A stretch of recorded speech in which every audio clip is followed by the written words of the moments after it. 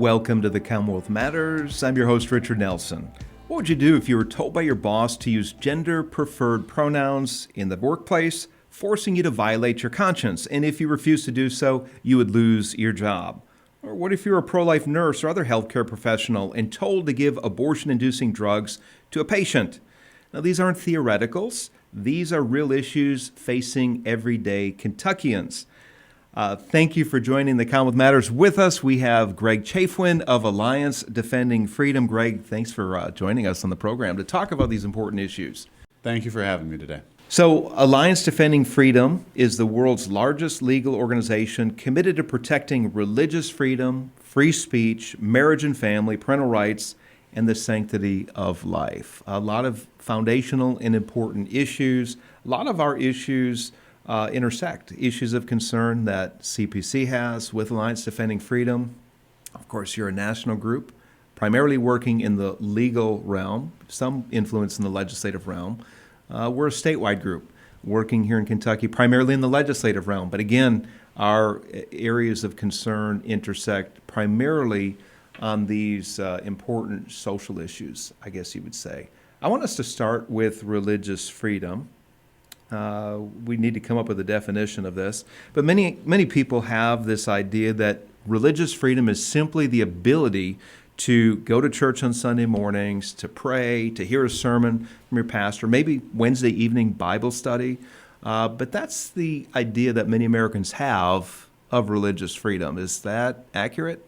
Well, that's just one piece of it, and I would say that is the freedom to worship. Some people would characterize that and limit it to that. But what real religious freedom is, and in America, religious freedom is one of our fundamental values, our fundamental rights. And what it means is, we all recognize we have a relationship with God, and that has certain obligations, things that we ought to do and things that we ought not to do. And all of that falls under religious freedom. And of course, we have a state that makes a lot of rules about how we live our lives, but the state should never come in between you and your relationship with God. And that's really religious freedom. It's a much broader, rich scope. Yeah, I would add to that too, and thank you, Greg, for clarifying. I would add that it's really the ability and freedom of every person to live out their religious convictions in the public square. Right. So it's the ability to do your job according to your conscience, to run your business according to your conscience, healthcare professionals to not be forced to violate their conscience, which is a really big issue as the cultural mores change and expectations change in general society. There is a bill at the state level here, Senate Bill 60, which expands religious freedom. Kentucky does have a RFRA bill. And by the way, for the listeners, please don't tune out right now. I want to keep us talking in layman's terms. I don't want us to get too far into the weeds unless you see the need for us to do that. But I think most of the listeners are with us right now that, religious freedom is important. And the state shouldn't encroach on religious freedom. And nurses and doctors shouldn't be compelled to perform abortions if it violates their conscience. I think we're all on the same page there. And what caused me to pause right here at this moment was because I was about to use this big term about a big issue in the legislature, which probably half the audience may want to tune out, but the Religious Freedom Restoration Act. Kentucky passed a bill several years ago that essentially expands religious freedom, protects religious freedom, but it's not as powerful or as strong as what other states have. Now, there's a bill right now, Senate Bill 60, that does expand that. And one of the things it does is that it, again, another big term, it removes sovereign immunity for protections from the state. If somebody were to infringe on religious freedom, and so here's an example.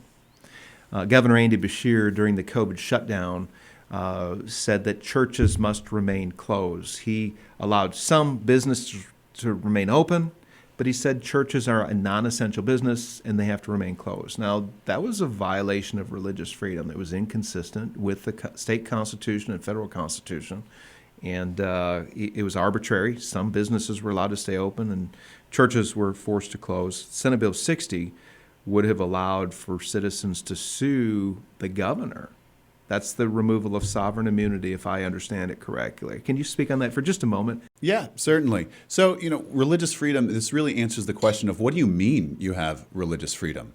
Religious freedom means, like we were saying before, the scope. Is it worship, or is it actually to live your religion in your daily life? And then to what extent does it protect you? So, yes, we have a constitution to the United States that gives us all Americans fundamental rights. But 30 years ago, there was a Supreme Court decision that really lowered what religious freedom means. So you had the federal government, and then now we're up to 28 states that have passed their own state-level religious freedom laws that just restore that normal level, that fundamental rights level for religious freedom. And Kentucky has the shortest of them. And so the fact you have one is good, but the fact that it's short means you don't have the definitions. You might have, uncertainty about how much of your religious practices are protected. And yes, you need to be able to actually do something about it. If the state tells you to stop exercising your religion, what do you do about it? And so what this bill would do, it would actually allow people to have a remedy, be made whole, if somebody, say, were to close down your school or your church just because it's religious while they're letting all of the other groups do whatever they would normally do. Yeah. Alliance Defending Freedom is representing a group called Christian Employers Alliance in federal court. They're challenging an EEOC, that's the Employment and Equal Opportunity Commission at the federal level. And there's a Biden administration mandate that forces organizations like the Christian Employers Alliance to violate their beliefs concerning gender identity and abortion. Now, this was done under the Biden administration. Joe Biden is no longer president. Donald Trump is the newly elected president. Since that was a mandate under his presidency, does this mean the lawsuit goes away, or is this still continuing? There's a lot of moving pieces right now with the new administration taking some executive orders, changing some things around, even all the litigation that's ongoing. So we have yet to see how they will unfold moving forward. But I would say now that there's a new administration that likely will be favorable to some of these civil rights that we're talking about, I say now is the moment to really move forward. When you have the wind at your back, that's when you get the work done. You build a dam when it's sunny weather. You don't build a dam in the rain. So you want to protect people. Now's the time to act and actually do good things. There are some in the conservative movement who said that religious freedom is stronger than ever. I'm not going to name names, but there are some prominent people that have said, look, at the court level, conservatives are winning religious freedom cases. Is that the case? Well, at the court, they're winning. Why are they in the court to begin with? Because they're being attacked, right? So while there may be some very good examples of victories in the courts, it's the litigation, the process is the punishment. Having to put doctors, nurses, teachers, average people through court procedures with lawyers and just years of litigation is itself a punishment. So while there are some good things happening, there are greater attacks than I think we've seen in the past. And also, 30 years ago, like I said, the First Amendment used to protect religious freedom much more robustly. And so prior to that decision, if we could go back that direction, then perhaps I'd agree with that person. But no, right now we still have to stand up for our faith. We need to live our faith freely in public. And if we ever have the state coming in between us and our religious obligations, just stand for what you believe in. Yeah, thank you for clarifying that, Greg. I think probably the best case in point that illustrates what you're saying is, and probably the most famous defendant when it comes to conscience rights and religious freedom protections is Jack Phillips, the baker in Colorado who declined baking a cake with a message that violated his conscience and deep religious convictions.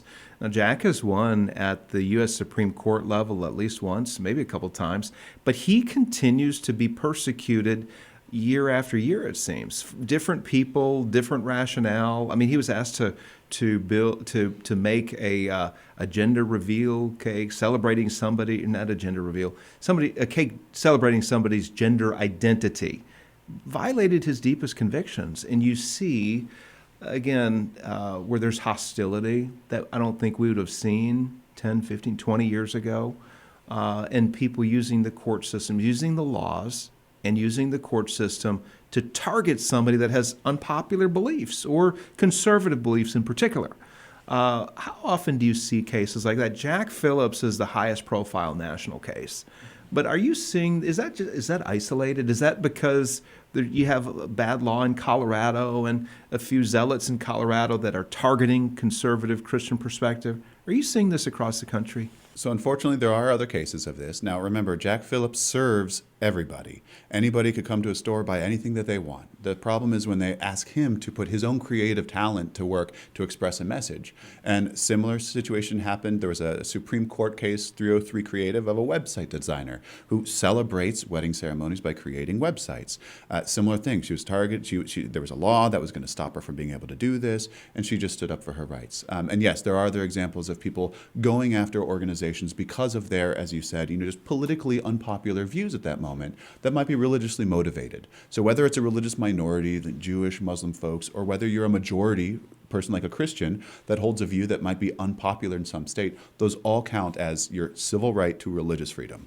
That's right. I want to bring it to Kentucky. There was a case several years ago of a photographer in the city of Louisville, Chelsea Nelson, who under their local fairness ordinance was compelled to do a photo shoot of a lesbian wedding. She said, I can't do that. An ADF was involved. They challenged that ordinance, and it was successful in federal court. ADF won on behalf of Chelsea Nelson. The ordinance was, at least part of it was put on hold, if that's the correct word. They said that the city cannot violate her conscience rights when it comes to using her creative talents. That was the term he used, in her photography. So we're seeing victories. One thing I observed, Greg, though, is that, first of all, no, human nature is such where we don't like conflict. We don't want to be singled out or targeted. And there's a lot of fear out there. People that don't want to challenge existing laws, people that don't want to be put through the ringer of a court battle. Do you see the same thing where it's hard to find somebody that you can represent and willing to go through the legal process and willing to fight it out? Do you find that it's difficult to find people that, and I'm not blaming the people, I don't want you to hear that, but people that will just stand and say, hey, my rights have been violated, I want to press this in court, and we need to push back against these unjust laws? For this, I'd say courage begets courage. When you have one person standing up, making a stand, other people start coming out. And I'm hopeful that people will realize that groups like Alliance Defending Freedom, there are a number of other great law firms out there that will provide free services to folks who are trying to live consistent with their faith and find a conflict. So when you see somebody being able to have a victory in court because of their religious practices, that's very encouraging. But also very troubling is the fact that if you don't have protections in state law, people might think that they're not protected. And so there could be many, many, many cases of people out there who are discriminated against because of their religion who don't think they have any recourse. And you know what? Sometimes they don't, which is why you need to have the good state laws and good state policy that teaches people they can stand and live consistent with their faith and then have a legal remedy if the state violates their rights. Greg, what about being canceled in the workplace? I think of a real big legislative battle a couple years ago, Senate Bill 150, which banned transition surgeries of minors. It banned gender ideology to be taught in the public school classrooms. It restricted bathroom use to the born biological sex, a number of good things. But I remember when we were involved with the committee hearings, there were people in the city of Frankfort that could have provided testimony, but they were scared to death. They thought that they could be fired. We had people at Regional Hospital that saw firsthand how minors were being pushed into gender transitions. They didn't want to step forward. They didn't want to testify. They feared that their job might be on the line. Can you speak? I know you're a national organization and you might not know all of Kentucky law, but can somebody be fired for simply providing legislative testimony on an issue like that? Is that allowed? Well, it's understandable that people are concerned. If the state, so the free speech rights applies to state actors. So if you're working for the government or a public institution or a public hospital, they should not be able to fire you for your free speech expressions. Mm-hmm. But many other employers, political views is not a protected class. And so you might be have reason to be concerned about what your employer might do to you if you express these views publicly. It's very unfortunate that some of these views are politically unfavorable in that way. But what we focus on is the civil rights protected from state encroachments. Now, there are different issues with doctors and people in the medical industry who might express concern about medical procedures, and there might be some things that states are focusing on with that. But yes, there is a lot of concern for chilling people's ability to express their views, just more from a civil discourse and civil society standpoint. Kentucky is at a crossroads. We can choose to give in to the radical left, or we can choose to engage the culture in a God-honoring way. I started the Commonwealth Policy Center because I believe that Christians have a responsibility to influence government and society to the glory of God. While the Commonwealth Policy Center's made a significant impact, our work isn't finished. If you'd like to join our movement working for timeless values, then head to our website. To learn more, go to commonwealthpolicycenter.org. Let's talk about conscience rights for healthcare professionals. One of the most notable cases that ADF was involved with, and the case that I'm aware of, involved a pediatric nurse in Illinois, Sandra Rojas, who was told that she'd have to provide abortion referrals and provide abortion-inducing drugs to women. She refused. She said, "I can't do that. It violates my conscience. I am pro-life." She ended up resigning because she could not work in good conscience for an organization that would compel her to promote abortion or to provide for abortion. There was a lawsuit to restore her religious freedom rights, her conscience rights, and she won. In February of 2022, the court ruled that Winnebago County, the employer, must pay more than $370,000 to Sandra's attorneys. That was a big victory, wasn't it? Yes, and so that was a victory because Illinois has conscience protections for healthcare professionals. This is something that we're seeing a lot of states put interest in again. Illinois had this law since 1977. The only similar one was in Mississippi in 2006. But in the last 3 years, 5 other states have passed conscience protections for healthcare providers. For people like Sandra. Sandra had worked for 20 years, excellent awards, taking care of children. And when her group was merged with a women's health center, yes, like you said, she was forced to refer people to end the life of unborn children, which is something she could never do. Kentucky, unfortunately, does not have a specific provision to protect the conscience rights of healthcare professionals. A bill was introduced last session. We expect a bill to be introduced this session. What would you tell, if you were testifying in front of a legislative committee, what would you tell them? Why should they pass a bill that would protect conscience rights of healthcare professionals? Because it's good for doctors, it's good for patients, and it's good for medicine. You know, doctors have ethical concerns. They take an oath to do no harm, and that always involves their conscience rights. So you need to protect their conscience rights so they can practice medicine. It's good for patients because patients want a doctor with ethical integrity. They want to be able to talk with their doctors and understand that they're doing something because they think it's in their best interest. And it's good for medicine because medicine is developed by people looking at different options, considering what's the best option. And if you can't question scientific results, if people will be, like we were saying before, just fired because they might question, say, in the gender ideology space, then you won't even have good medicine. So it's really good for everybody involved. Let's move on to another important topic. Back in September, just a few months ago, Governor Andy Beshear signed an executive order that prohibited counselors from helping gender dysphoric youth or youth that identified as LGBTQ. It banned them from counseling them towards their biological gender, even if the minor wanted to embrace their biological born gender. There is pushback on this. CPC, by the way, was involved with a press conference. We had legislators there. We had some pastors, some biblical counselors there. There is pushback against that this legislative session. Listen to what Andy Beshear said, then I'd like you to comment. He said that conversion therapy, and that's the term that he's using, conversion therapy has no basis in medicine or science, and it can cause significant long-term harm to our kids, including increased rates of suicide and depression. This is about protecting our youth from an inhumane practice that hurts them. Greg, one other note is that the executive order made it illegal to use state or federal funds to provide conversion therapy on minors, and it gives Kentucky licensing boards the authority to take disciplinary action against licensees found to have practiced conversion therapy on minors. Let's first of all talk about conversion therapy, that term.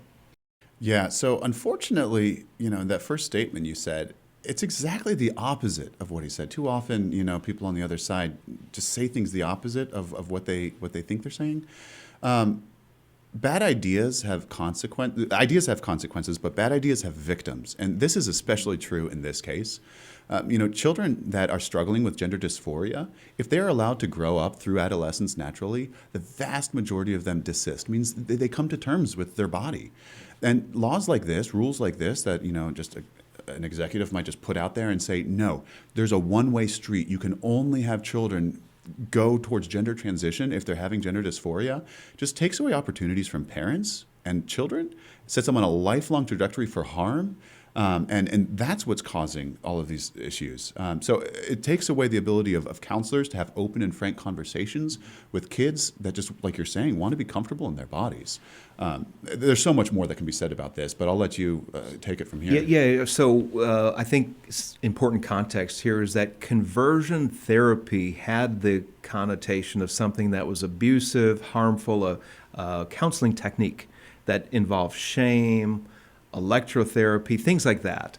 However, it's interesting, if you read his executive order, it goes beyond that. Because, by the way... It doesn't even mention that. It doesn't. All it says is change. Anything that would change a gender identity. Absolutely. So by the way, there's bad actors in the counseling field, and there are bad practices that have been discredited.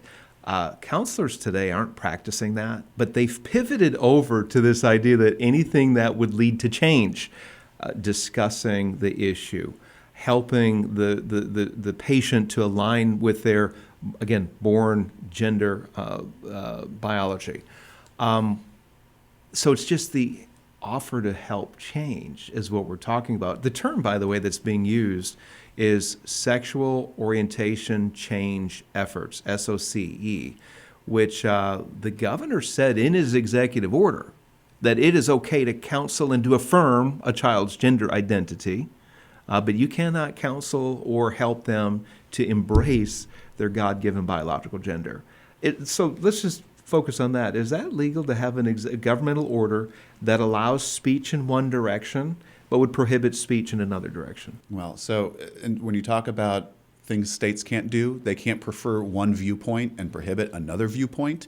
And it does seem like that's what they're doing here. And also it says it's not considered a conversion therapy to transition, which again, like you were saying, conversion doesn't mean transition a child. It starts to just boggle the mind. But so they're allowed to transition a child, try to make them look like they're the other sex, but you can't detransition. So it is a one-way street. And really it's doing a lot of harms. So you brought up the term detransition, and this is something that we're seeing a lot of people who have transitioned to the opposite gender, at least, and the best way to put it is, the truth is that you truly cannot become the opposite biological gender. You can be made to look externally like the opposite biological gender. But what we're seeing is a phenomenon where there are many people who've transitioned and they're unhappy and they want to go back to their born gender. And what this executive order is saying is that no, even if kids are unhappy and they want to go back, you can't do that under state law. There is a bill, House Bill 64, that would nullify Governor Beshear's ban on counseling minors who are gender dysphoric. How many laws, do you know offhand, how many other states have laws that deal with so-called conversion therapy, first of all, and then secondly, how many states have laws that have pushed back against that affirm the rights of counselors to counsel their minor patients? So there are too many that are banning talk therapy, so that are interfering with free speech rights, far too many. And there is a litigation going on, and there's a circuit split, meaning there are disagreements between large groups of states, the courts. And we're actually, Alliance Defending Freedom has a case right now before the Supreme Court asking them to resolve this issue and to clarify that this is free speech, talk therapy should be allowed. We have yet to hear if they'll take that case. But we are fighting this, and as far as states pushing back, actually protecting talk therapy, there's Idaho last year passed a bill protecting counselor rights, and we're hopeful that with this medical conscience rights bill that protects free speech in the therapy session context would also help in this space. So if you were speaking in front of a state legislative committee on House Bill 64, what would be some of the main points that you'd want to tell legislators? This is a bill that would undo Governor Beshear's ban on talk therapy or sexual orientation change efforts. So the extent to which a particular legislation could affect an executive order, I haven't done a deep dive into that. But of course, the legislature controls the power of the purse. They have the money. And the executive order did have to do with public agency spending money. So a legislature should be able to tell, the executive, don't discriminate with the monies that we're granting for all of these different programs. It's a matter of discrimination against people because of their exercise of free speech, or for, like we're saying, helping kids be comfortable in their biological bodies, or talking through and explaining and getting rid of undesired sexual interests of whatever sort. This is talk therapy with patients, clients, whether it's parents for their kids or kids themselves, or people themselves looking for counseling, resolving issues with themselves, with their therapist. You don't need the government. You don't need a state official getting in between a therapist and the client. Yeah. So it would seem to me, Greg, a few things that come to mind is that this is good for counselors, right? It maintains their freedom to counsel according to their principles. Look, there are biblical counselors in Kentucky who are no longer allowed to do this, according to the executive order. It's good for parents that want to help their confused child align with their born gender as they were born. And it's good for the minors. It's good for counselors, good for parents, and it's good for the minors who want to embrace their God-given biology. So it seems to benefit all of these groups. We'll see where this bill goes. We do know that there's strong pushback against what the governor's done. We'll see if the state legislature has enough courage, if you will, enough motivation, if they're willing to spend political capital. Courage isn't the right word. We've got a lot of good legislators, and they're doing a lot of good things. I think it may be a matter of time. It's a short session, and they're limited as to the issues they can deal with and what they can do. My hope is that they move with this one. This is an important issue. Greg, the last issue I want us to talk about, and we've just got a few minutes here, debanking. Big issue at the national level. In 2023, Bank of America sent a Memphis, Tennessee-based ministry called Indigenous Advance. They serve widows and orphans in Uganda. They closed the ministry's deposit and credit cards accounts unexpectedly. The bank said that they no longer wanted to serve its business type and that Indigenous Advance exceeded the bank's risk tolerance. They were debanked.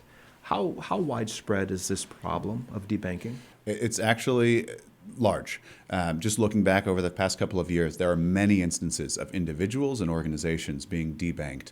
There's some that are made public. I've heard from people in private saying they were debanked. Very little notice, 48 hours, get your money out of your bank account. We don't want to do business with you anymore. And they're not told why.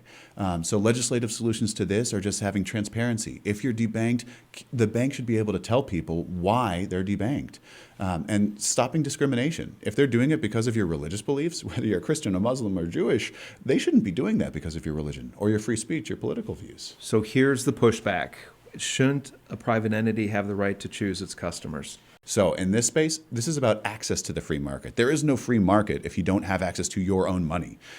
When you have these big mega banks that are larger than most countries have money, $100 billion in assets, this is the only kinds of groups that these legislation pieces are looking at. It's saying if you are too big to fail, you're too big to discriminate. The state give them all sorts of benefits so that they can operate and help the public. The public includes everybody. It doesn't help, the state shouldn't be helping these mega banks so that they can turn around and say who they want to pick and choose and do business with. That's true. They're using tax dollars to provide FDIC insurance, for example, and they are public entities. So that's a good response. There is a bill that is in the works. I don't know if it has a number on it yet, but we do expect a bill to ban debanking in Kentucky. Greg, we are out of time. This has been a great program. We're looking forward to you briefing legislators on these issues here in the CPC office in just a little bit. But thank you for joining us. God bless you, and you keep up the good work. Thank you very much, Richard.